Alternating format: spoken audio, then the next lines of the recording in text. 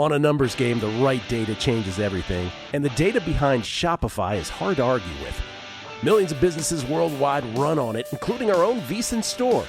When we launched, Shopify's templates and AI tools got us live fast. Professional looking from day one.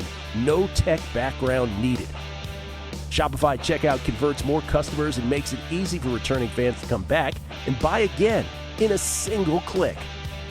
Shopify's built-in AI assistant Sidekick is there whenever you need help, building, troubleshooting, or just figuring out your next move. Check out what we built at vsin.com/store. Then go build something of your own. All you need is the idea. Shopify handles the rest. Start your free trial at shopify.com/vsin. That's shopify.com/vsin. Shopify.com/vsin. The numbers told the story, they always do. It's one of those idiots who believe in analytics. This is A Numbers Game with Gil Alexander on VSiN.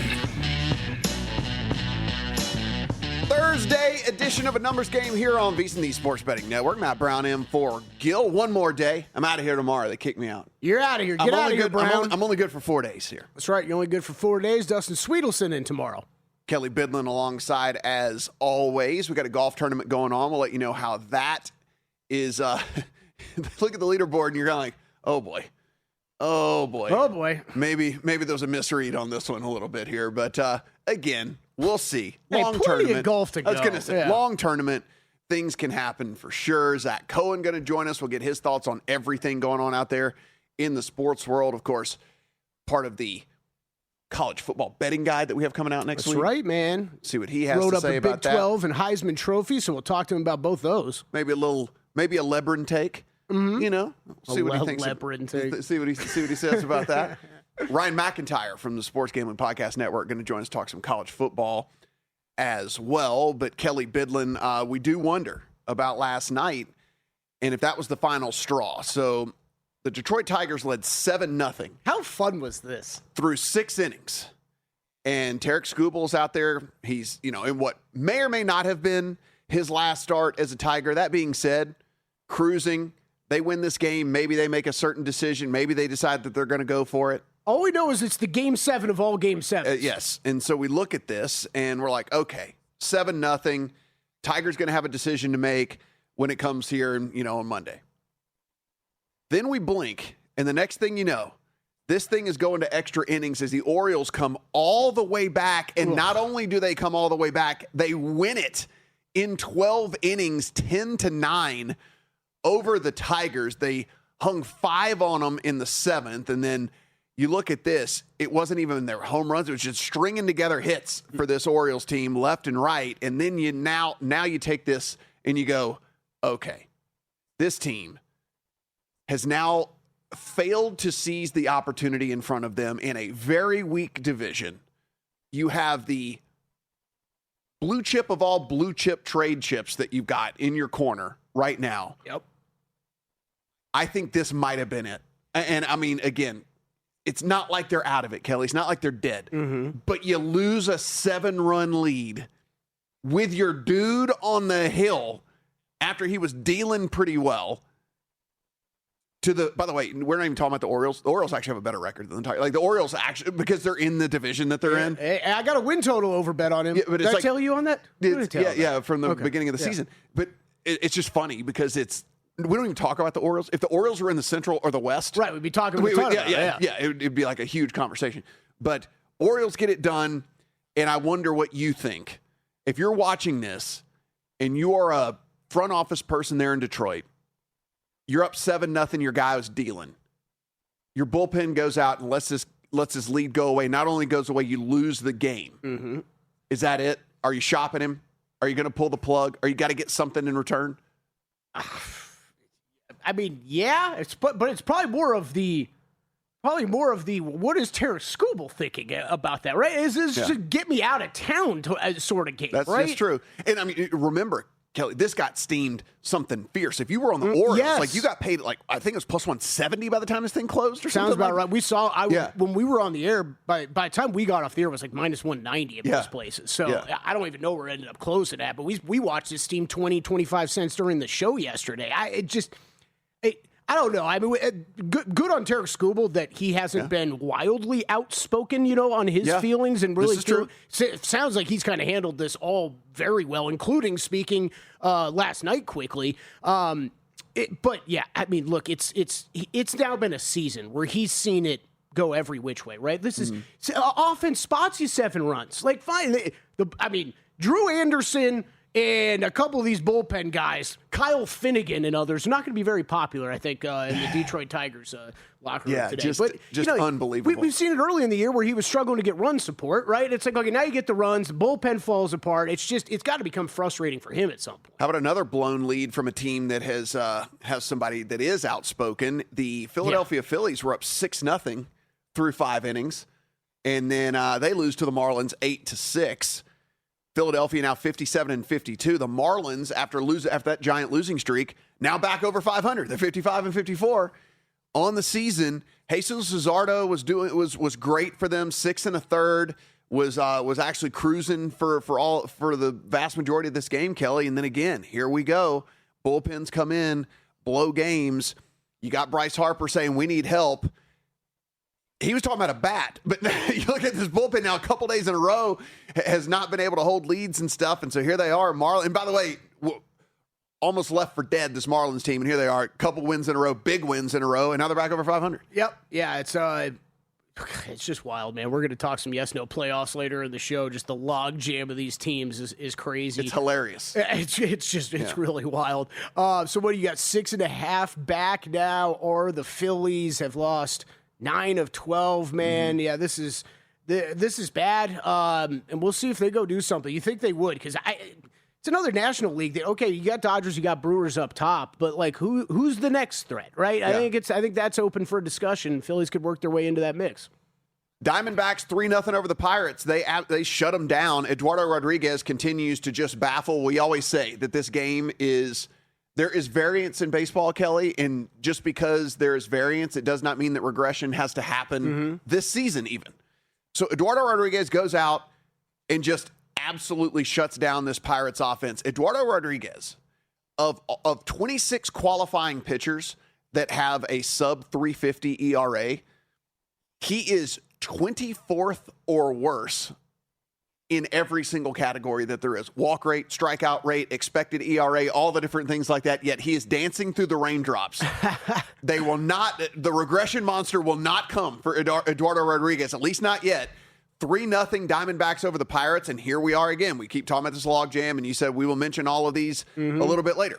57-52 for this Arizona Diamondbacks team. What are they going to do at the trade deadline? How do they view their real chances in all of this? Because again, this is now coming to the point where it's not necessarily whether you think you're in the mix or not. You're definitely in the mix. Right. It's, do you think you actually have what it takes to get something done? So are you going to sacrifice what might happen next year or the year after that to try to chase something this year? And they're going to be squarely in that decision with this win here. 5 games over 500. I mean, they are in it. Yeah, I mean, it's season ends today. They're a wild card team, right? It is Cubs, Diamondbacks, Phillies, and then, man, you have got what, 1, 2, 3, 4, 5 teams within 2.5 games back of that last wild card spot.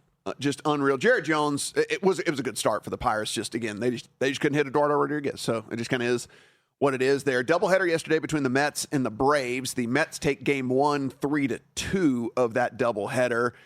In game number 2, 1-0 Braves over the Mets, and it was quite the pitcher's duel. Chris Sale, Christian Scott going at it. Chris Sale, 6 innings, 2 hits, no walks, 9 Ks for him. Christian Scott, 6 innings, 5 hits, 1 walk, 7 Ks for him. Both of them go just shy of 100 pitches. The only run scored in the 6th inning, Matt Olson drove in a run there for this Braves team, and that was all that they needed. Atlanta combined for the shutout here with Sale going 6 and then 3 different pitchers going an inning apiece. So Braves continue to just my biggest whiff of the offseason was this Braves team. I thought they were going to be a little over 500. I didn't think they had what it takes, but health has been at least somewhat on their side so far, mainly from a Chris Sale standpoint. Yeah. He continues to go out there and deal every time. And all they needed was one run, Kelly. One run. I don't think That's you it. were by yourself, right? I felt like they were a common fade team, popular fade team before the season started. And, yeah, Braves playing great ball.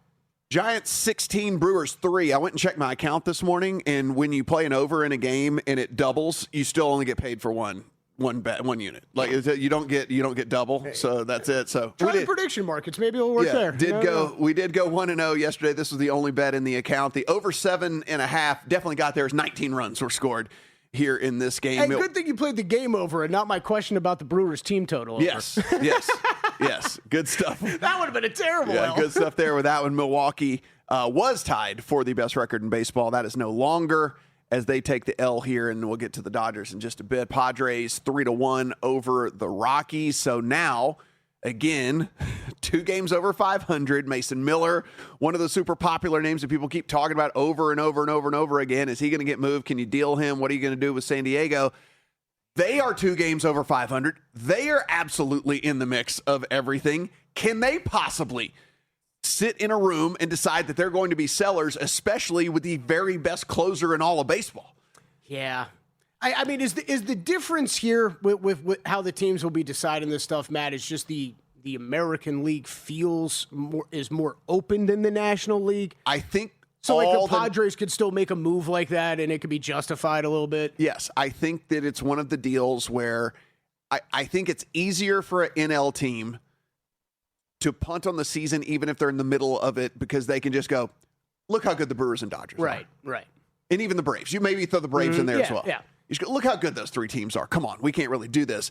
So you might be able to get away with it if you're the Padres and not lose the fan base. On the American League side, I think it's pretty tough. Right, yeah. Because there isn't a single team that anybody is scared of in the American League. Yeah, you just want, because it's you could also, I mean, you could keep Mason Miller. You could keep Mason Miller and still miss out on the playoffs. You know what I mean? And then that's kind of a lose-lose situation. So I think it's going to be interesting how the different leagues handle this going down the stretch here. Rays 3-0 shutout of the Rangers. Mackenzie Gore, 7 innings, 3 hits, 3 runs. He only gave up 3 hits, Kelly, for the Rangers. The problem was 2 of those 3 hits left the yard. And so when that happens, that's how you end up losing. Shucks. Yeah, that's how you end up losing 3-0 games. I only gave up 3 hits, but 2 of them were dingers. And so unfortunate start there for Mackenzie Gore. And again, Tampa continues to win. They just 63-44. Great season going on for them. Texas seems like a theme here. They're 55-53. So there's another team 2 games over 500. We'll continue to wrap up what happened last night in Major League Baseball, try to paint a picture here, what we think might happen moving forward, and what we think might happen come Monday, and get into one bet. Just another one bet for me today, Kelly. Don't love the slate, but hey, if we go 1-0 and keep going 1-0, we can make a bunch of money.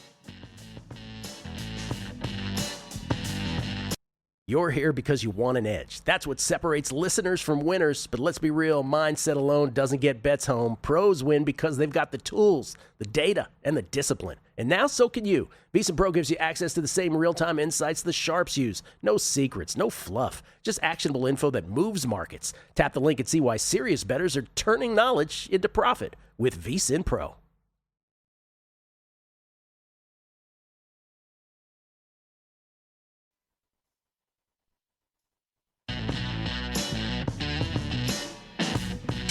A numbers game on VSiN, the sports betting network. Thursday edition of a numbers game here on VSiN, the Sports Betting Network. Appreciate you guys being with us. Series Channel 150. I always get tripped up when I see that old picture of you when it comes up. When I see that old picture Kelly. of you. Yeah, that version of Kelly ate this version of Kelly. But yes, it's so funny. And then we have We're gonna change one of these days, and the fact that we have not updated it is just like is even more egregious. Hey, it's costs a lot to get cameras out here. Okay, we don't have them anywhere. Sitting right in here. Anyway, Series Channel 158. We got the VSiN Watch app. Of course, we've got YouTube TV and terrestrial stations across this great country of ours. Guardians 6, Reds 1. So Guardians now 2 games over 500. We're just going to keep it this thing. Everybody's 2 games over 500. The Guardians are 2 games over 500. It does make me wonder what the Reds might do, though, because they are it's probably a pretty long road back for them considering the logjam ahead of them. Even though they are only 7 games under 500, you would basically need 6 other teams to kind of lose it. Yeah, they are 6 back from the last wild card spot, and there are 5 teams between them and the Phillies and Diamondbacks. So it does make me wonder what they might do. This is the 3rd year in a row where everyone has talked about how this Reds team has all this potential and all this upside, and then it has not lived up to expectations. So do you try to move any of these pieces to get something back and just shake things up a tad? We'll see. Again, all of this going down on Monday. The White Sox 6, the Yankees 5 in 12 innings. It was a good start for Cam Schlittler, by the way. 6 1/3, only 2 hits allowed, 1 walk and 8 Ks. They pull him after 93 pitches. Great start for Cam Schlittler, but then bullpen comes in, can't get it done. And with this, you got this White Sox team sitting there 56 and 51 in a division that we just said is not very good, yet they continue to go out and figure out ways to win, where all these other teams continue to just go win, 2 losses, 2 wins, a loss, win, win, win. At least the White Sox are being somewhat consistent with all of this. And so that plus money on the White Sox yesterday does cash, even though they did get a very good start, they being the Yankees, out of Cam Schlittler. I feel like I watched every game I turned into a just comeback win out of nowhere. I mean, it was Schlittler was dominating. That was a great pitching performance. Yankees were up, what was it, 4-0? The White Sox started to come back. Man, I thought he looked good, but then, like you said, White Sox just not going away. Not going away for sure. Cardinals 3-2 over the Cubs in extras out of a comeback. I mean, this is another 3 or 4 different extra inning games yesterday. By the way, this was scoreless into the 10th inning, this game. Scoreless into the 10th. The Cubs get 2 in the top of the 10th, but then give up 3 in the bottom of the 10th to lose the game.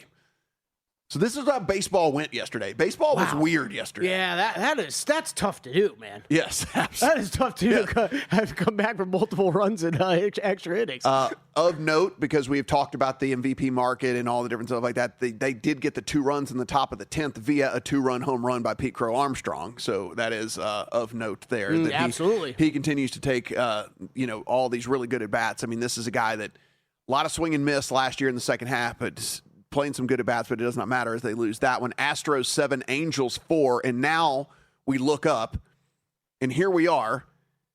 This Astros team is now they're at 500. They've won a bunch of games in a row, 8 out of the last 9, and now they're at 500. They are a team that people were wondering, could they possibly be sellers literally as early as a week and a half ago?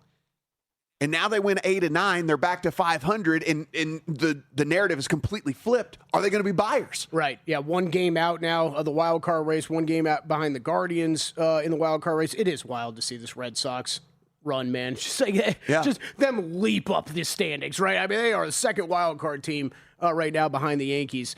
But yeah, Stros absolutely in the mix. We said no longer the best record in baseball. It's a tie between the Brewers and the Dodgers. That's because the Dodgers do win yesterday 4-2 over the Mariners. Maybe the bigger story here is that Eric Lauer continues to pitch well for this Dodger team. I think it is 5th quality start out of 6 for him. Again, this is a pitching staff that's kind of been decimated and has some help on the way, but yet they continue to get it done with some of these guys that are fill-ins. And then the only other thing of note here, Edwin Diaz, their big closer, did come off of the IL. He was on the 60-day IL, comes in, gets the save. Now, it wasn't a clean save. He gives up a run.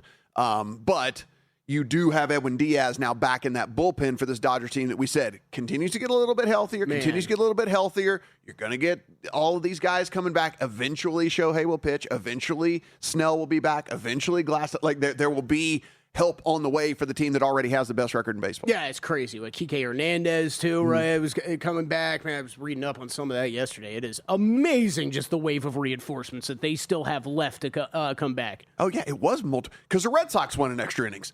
They win 4-2 in 10 innings. So, yeah, there was a ton of extra inning games. I think it was 4, right? Yes, yesterday. Unfortunately, the move is official on the Curtis Mead thing. He's going to miss... doesn't need surgery, but is going to miss like 6 to 8 weeks, which is basically the whole rest of the regular season. So maybe could be back for the playoffs for the Red Sox, but they make that move, breaks his wrist.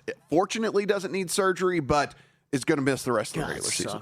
Yeah, it sucks for everybody involved. No good with all of that. All right, guys. I like the White Sox today against the Yankees, and this is one of those where, Kelly, I'm trying to look at not only the full body of work, but also recency. And you get both here with Sean Burke. If you look at Sean Burke, over the course of the season, he's got a 3.2 ERA that is actually backed up by a 3.16 expected ERA. But then you look over the last 5 starts, a 1.74 ERA. Last 3 starts, a 1.37 ERA. Both of those backed up by a 2.02 and a 2 flat expected. We are seeing a sub-1 whip over the last month or so of starts for Sean Burke. And the biggest thing that I think has helped with his success is the spike in strikeouts for him. 27.6% over the course of the season. Over the last 5 starts, 36%. He's striking out more than 1 every 3 guys that walks into the batter's box over his last 5 starts. And so, and by the way, not putting anybody on for free. He's doing this while only walking 4% of guys. And so Sean Burke kind of coming out of nowhere. Certainly nobody saw, if you were talking about, best pitchers in baseball and most consistent pitchers in baseball, before the season started, Sean Burke would never make anybody's list, but he has been. And I really like him going up against this depleted Yankees lineup today, and it's a pretty cheap price, like -111 when I got it. I think it's like -114. I was going to say, starting to move your way a little bit more, but not too bad. Yeah, -115 about tops out there. So I really do like this here. Going up against Ryan Weathers, who's kind of going in the opposite direction of what Burke is doing. His season-long stuff is better than his most recent stuff. Recent stuff has actually been worse for him. So I think that this White Sox team's been hitting the ball pretty continuously. Is going to be able to get to this Yankee squad. So do like that one. And again, it's like basically a coin flip. And basically a coin flip price out there on that one. See if we can't close out with another winner, Kelly. That would be fun. Y'all can just make fun of me if I lose it tomorrow. There you go, man. What if you lose? Full disclosure. You can just make fun of me if don't worry, we will. Yeah, we will. If I lose. Even if you lose, you're still up for the week, right? Yeah, we did good. It was a good week. 20 leagues, 1 mission, Just Win Bets, baby, your premier source for daily fantasies, for daily sports betting picks over there. They break down the data so you can bet with confidence across the entire sports calendar. If you're watching us on the screen, you can click the QR code. And if you're driving along, just remember justwinbetsbaby.com whenever you safely park your car and you were able to go to a browser, because do not do this while you're driving down the road. Yeah, no, I'm not going to be responsible for any Just Win Bets Baby accidents that are out there. Please don't. Yeah. And try scanning the QR code. It might work better. Yes, we're not going to do any of that. So justwinbetsbaby.com, the name says it all. Kelly, there were multiple little knick-knacky things out there in baseball as well. Logan O'Hoppe and Chase Silseth were traded to Texas. So the Rangers, kind of the first of the mini buyers. Again, this is not a massive, move by any stretch of the imagination, but, we're starting to see some stuff trickle in here. So the Rangers make a little bit of a transition. You think it's going to be a lot like these, right? A lot of moves like these, right? That's what I kind of think, but again, maybe not. Who knows? Maybe some of these teams are deciding this morning that, we don't have what it takes. We're gonna sell. We talked about Byron Buxton leaving that game 2 days ago, but the Twins are in the mix. Yep. Well, Twins fans, I know you hate to hear this. Buxton on the IL again, so he does officially head to the injured list. So he is going to be on the IL with that hip injury. Hip injury for a dude that runs bases and does things, plays the alpha. Doesn't sound great. Yeah, not ideal. That doesn't sound great to me. So game and a half back on the Twins. We'll out of that wild card race. See that. We talked about Blake Snell coming back for this Dodgers team, Kelly. He had a rehab start yesterday in which he threw 60 pitches and struck out 9 batters. That's really good, if you were wondering. Mm-hmm. Yeah, I mean, granted, they're trying to math that real quick. Yeah, pretty good. Granted, they're minor leaguers, but really good there for that. O'Neal Cruz, if you're looking for if you have any of those Pirates tickets, like this guy does, he's cleared for baseball activities, so he will be back in that lineup here, sometime over the next month. They need a bat. That's kind of almost like almost like a trade deadline transition here transaction because he's coming in. Jake Irvin, by the way, gets activated. He's going to start today for the Nationals. He's been out for over 2 months with a strain, so we'll see how he looks and just how long they let him go. We mentioned the Rocket Classic is going out there. We'll give you an update and see if there's anything that we can be sweating. Might be a gettable course, but maybe not. Who knows? It doesn't look like everybody's getting after First round leader sweats. Let's go.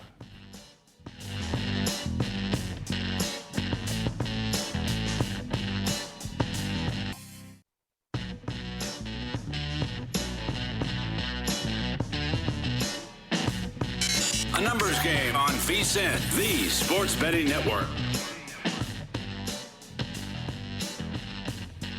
Matt and Kelly here on a Thursday as we look over to the scoreboard here, the Rocket Classic.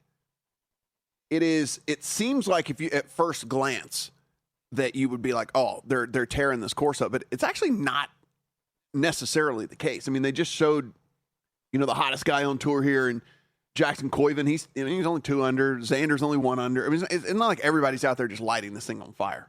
Yeah, it's. I'm interested to see how the day plays out. It also looks like a lot windier out there than I thought it was going to be, or what I saw in the forecast at least last night when I fired on some first round leader bets.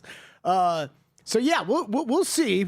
Peter Malnati right now is your low man out there. 8 under par through 12 with the bucket hat and the yellow ball and everything. And I know Dave Ross would share our sentiments too, that we don't like seeing that combination. I don't like seeing that combination, I'll say it. And the long sleeves. He's got everything. He's peacocking all over the place. That's the thing. There's a little bit, just a tiny bit too much of look at me. Look at me. I matter too. I know I'm not Scotty Scheffler, but I matter too. There's just a little bit too much look at me going on. That being said, he has a clean card currently, and he's got 8 birdies on it. So yeah, he's playing very well. I've seen him sink a couple long putts. Keegan Bradley in solo second right now. I do have a first round leader bet on him at 66-1 up at VSiN.com yesterday. I don't think he's going to get there. There's still an afternoon wave to go, and he's 3 shots back of Peter Malnati in the morning wave. Okay, at 4 under, Michael Kim, Chris Kirk, Ricky Fowler, Gordon Sargent, and then we drop to a big group at 3 under, including Emiliano Grillo, who I bet first-round leader as well. He's got a lot of work to do. 80-1 bet, but that's a lot of work there. Tony Finau, who apparently only plays well in the Midwest these days. He should just move up there. I don't know what's going on with that. Ricky Castillo, 3 under. Davis Riley, 3 under. Matt Kuchar, 3 under. Kevin Yu, 3 under. And Steven Jagerbaum's 3 under par as well. I'm trying to find updated live odds. Well, you find whatever you need to find. Cameron, oh my gosh, this is going to... Matt Brown's about to roll his eyes real hard. Cameron Young, your pre-tournament favorite, still your favorite, plus 980. Second shot on the board now. Keegan Bradley, 12-1. You want to get it on some Keegan 12-1? 12-1, Keegan. Doesn't that feel like an aggressive... half the field hadn't teed off yet. It's an aggressive adjustment. Don't worry, it continues. Ricky Fowler is 16-1. He is third on the odds board. They're not saying a lot about this field. This is tournament winner I'm looking at, right? This is not round leader. This is tournament leader I'm looking at. Just checking that. Wyndham Clark, who is, 2 or 3 under? He's off to a pretty good start. He's 2 under par. He's at his pre-tournament odds of 22-1. I don't really know if I get that separation. Jackson Koiven, same thing, 22-1. Patrick Cantlay, 24-1. And Chris Goddard up 24-1, who I think I just saw made a bogey. He's 1 under par. Currently gaining a stroke and a half off the tee is Peter Malnati, who has lost off the tee in 12 straight tournaments. So if you're looking for a regression candidate, let me point you in the direction of Peter Malnati. Okay, I mean, I'd like to wholeheartedly agree with you, but this is what I keep thinking of, and this is what really messed with our heads this week with this course, right? It's how much tougher is the course, and this was one of the easier places to drive and to gain off the tee. Currently gaining 1.64 on approach. He has lost in 8 of his last 9 tournaments on approach. Yeah, okay. That one I expect the aggression from a little bit more. So just saying, probably not going to look up and see him at the top of the leaderboard after tomorrow, but. Hey, run like the sun today, buddy. There you go. That's Cash someone a fat first-round leader ticket. Let's do it. I did, so I bet 4 here small. I bet Goddard, Keegan, and Grillo all out there right now, and then I have Ben Griffin at 50-1 who tees off here in about 2 hours. He's in that afternoon wave here later. So Ben Griffin for me, outright top 20 and first-round leader. Okay. Yeah, I mean... I did say this, and the only problem is this probably won't be the case this afternoon, but I saw an approach shot when I was walking in here, and obviously on the gigantic screen behind us out here at Circa, you can see things even better. I mean, it put a ball mark in the green, like half a ball deep. Like, it seemed like they are soft and receptive right now, which is probably why some of these guys, if their irons are working today, are scoring low early here. It would also make sense if it is if it is windy out there, like I've seen a couple, that doesn't look too bad in this shot right now, right? But there's been a couple shots where it's looked pretty windy, so that would make a little bit more sense. Maybe those greens are so soft, the wind's not affecting these approach shots too much. Yeah, we'll see. Again, it's where did he? Okay, all right. Pretty good, Koiven. Yeah, he's pretty good. Are you surprised at all? Pretty good at golf. I was surprised by this. I guess of how many questions I've gotten either on other shows, podcasts that have hopped on here over the past few days, or just from random golf fans about Jackson Koiven. Like, I'm a little surprised just because we've had a lot of talented young golfers come up here over the past few years. I get it; he's younger than most. A little more decorated than most, and a little more decorated than most. But he's won 7 times over the last year. That's not counting the PGA Tour win. That'd be 8 times. Like, he won 7 times in college the last year. And it's like what, 7 top 10 finishes on the tour in the past year or something. I get it, but I'm like, man, everybody's kind of talking about him after that one win. It's great for golf. No, it definitely is. And like we said, this is I don't know if it's ever been deeper. Yep. Like golf, and this is taking nothing away from Tiger's era or anything like that, but I continue to say this. Like, when Tiger teed it up, there were maybe 8 to 10 guys that could beat him. Mm-hmm. Every time someone tees it up in any of these tournaments, we're 40 deep now. Like, we're 40 deep of like very quality, high level players. Everyone from the super experienced all the way down to a guy like Jackson Koiven, who can compete, who can go toe to toe with those guys. Yeah, and just beat out Scotty Scheffler to win a golf tournament. Right? It's really impressive. I think I'm going to use the course not knowing about it, Matt, as a little bit of an excuse here, but the bets I will be monitoring this week that I did not make. Xander Schauffele, even money, top 20 in this field. I was like, that feels too easy. I didn't bet it, but I was like, that feels a little too easy here. And then, if there is, I felt like it was a little bit. I think Jackson Koiven's going to be great. I think he's got a lot of wins in front of him. But where he was at in the odds board was there maybe some value going up against him in some tournament matchups. Right. And I think there probably was, and I didn't end up firing on any of them.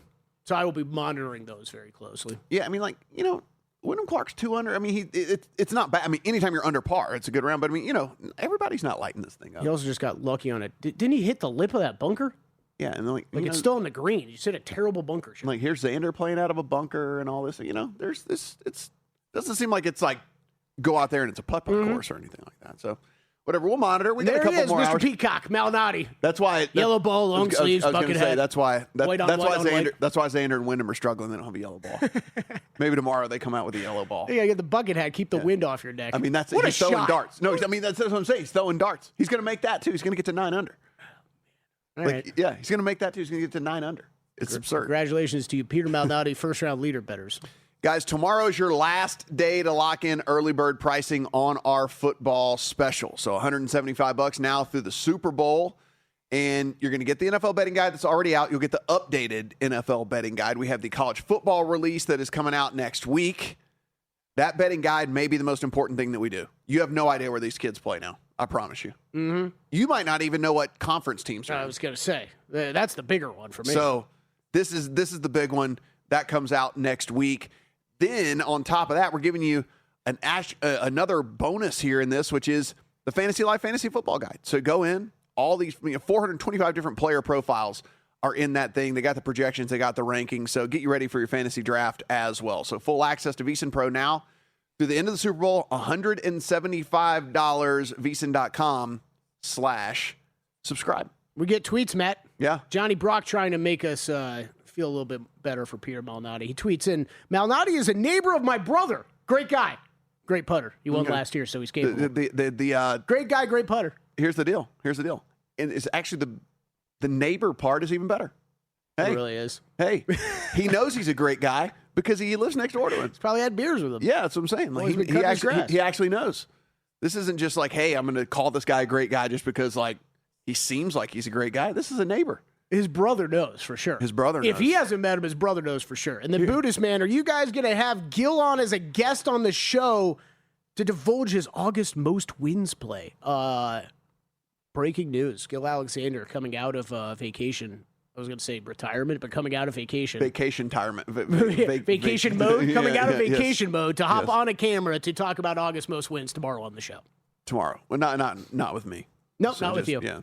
I'm going to be interested to see how he's going to handle that. I mean, like I kind of looked at it a little bit, but the problem is I mean, you're not throwing darts because we do know who are definitely not sellers. So I mean, it's like if you wanted to take one of the Rays, the Yankees, the Braves, the Dodgers, the Brewers, like we know they're all buyers, not sellers, and whatever, and all of that. Like that's 100%. But like, there's only a handful of teams that you definitely know what they're doing.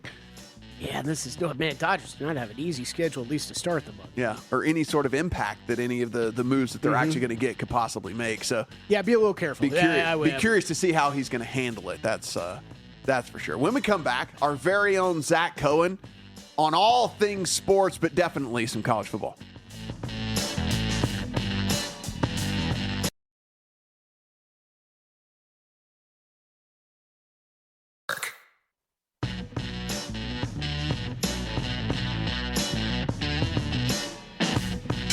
A numbers game on VSiN, the sports betting network. Numbers game here on VSiN. Matt and for Gil. Kelly, we were looking here, and this leaderboard.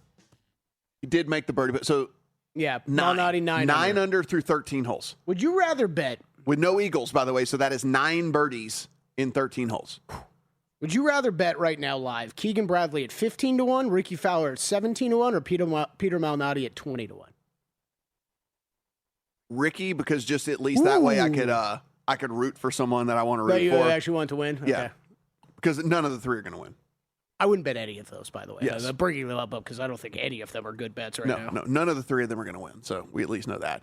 Head out to the guest line. Our very own Zach Cohen going to join us here. You can find his work every single day over on VSiN.com at Betting on X on the Twitter machine. Zach, how you doing, buddy? I'm good. How are you guys doing?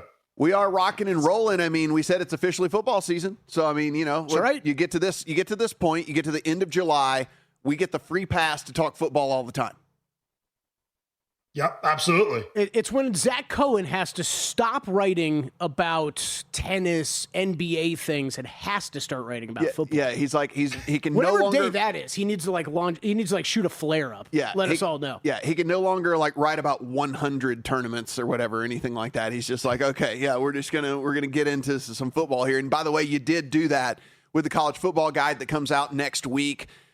Kelly and I continue to say this. We've said this every year for basically ever since we've been doing this. Probably the most valuable one that we do put out, considering now with the transfer portal, the coaches moving all over the place, the position battles, all the stuff that's going on. I mean, it is trying to figure out even who plays for who and what does that mean is where you got to start, at least, and the guide will help you do that. Yeah, the guide is tremendous. We all do, great work on it. And like you said, so much is changing from year to year. Like UCLA is just James Madison now. Like you need to know this stuff. So we have you covered with all the transfers, with everything that's happening. It's really, really important that you are looking for help before betting on college football now. Yeah, we need it as much as anybody. Okay, I know one of the conferences that you drew up was the Big 12. Biggest takeaways from the Big 12 as we head into the season?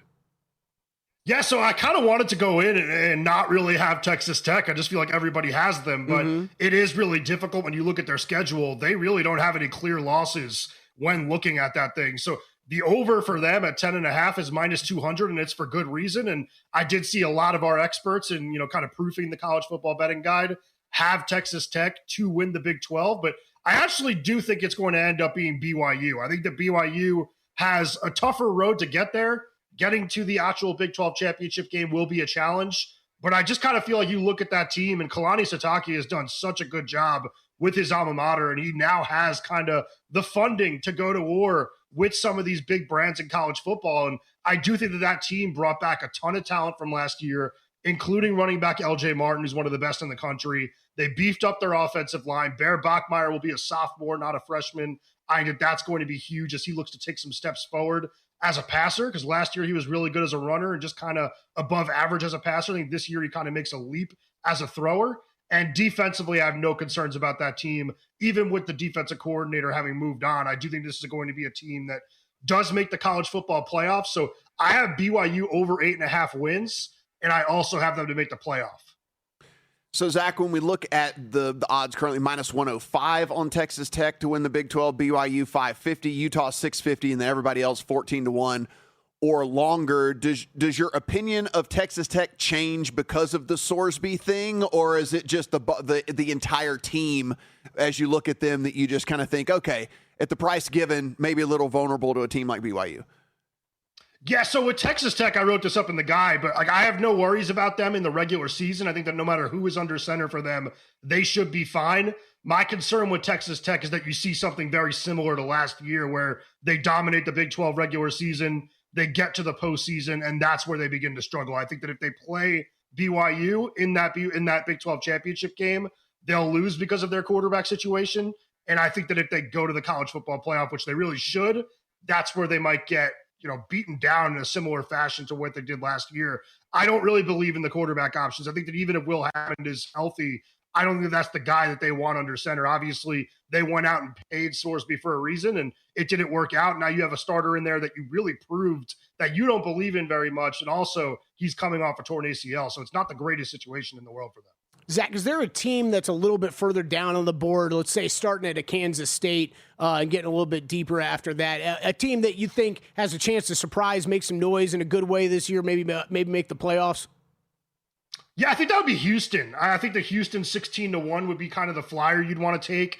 I have them to win over 7.5 games. It's like minus 155, a little bit juicy, but they returned 19 starters from last year. They won double-digit games last season. And Willie Fritz has just been a great coach pretty much everywhere he's been throughout his college career. And it did not take him very long to turn this Cougars team around. They are already looking like a contender in the Big 12. And I just think if Connor Wegman has a good season under center, they should be really strong. And if not, and they can find a way to kind of get out of his poor games unscathed, they have the number one quarterback in the country in the freshman class. So it's a really interesting situation there that they're going to be battling with all season, where if they, do want to turn away from Wegman and opt for more upside, it is an option. But that team is completely loaded on both sides of the ball with experience, with talent. And, people have been saying for years that Houston is a sleeping giant in college football. And now we've kind of seen them wake up a little bit.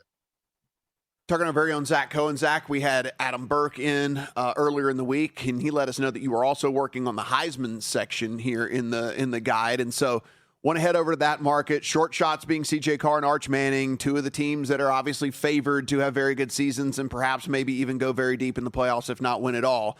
Then you kind of get into the Dante Moores, projected to be a high draft pick. Makes a ton of sense. Oregon getting a lot of love as well at 10-1.